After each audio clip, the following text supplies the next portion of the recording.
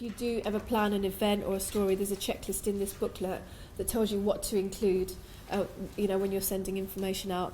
And then keep your pitch really succinct and really kind of the first paragraph, I think you'd be really interested in this story with your audience because it resonates with your ethos or your audience that read your newspaper or read your website or whatever.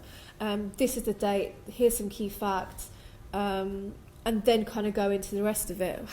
What do you think is the first paragraph is probably just key in you wanting to read more or not?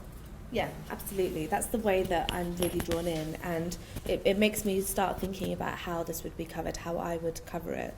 And also I think that when you have those really grabbing first sentences, it makes me think of a number of different angles that I could cover it. So I'm looking at one story thinking, okay, it could potentially work for this, this and this. So I think you have to think quite a lot about that. Okay. And how do we get that knowledge? Like the average person is not going to necessarily know that what's the average male reader or what is the average, the Daily Mirror reader or who reads the Metro. So and what is interesting to the Metro? How is that knowledge available online, or is it just like has to be developed? Sure, but my personal feeling, and I don't know what your thoughts are, but I think a lot of the angles is the journalist's job. So it's my job to think about how that story is going to be told. So I think what's even more important than that question really is whether I'm going to have a quick back and forth.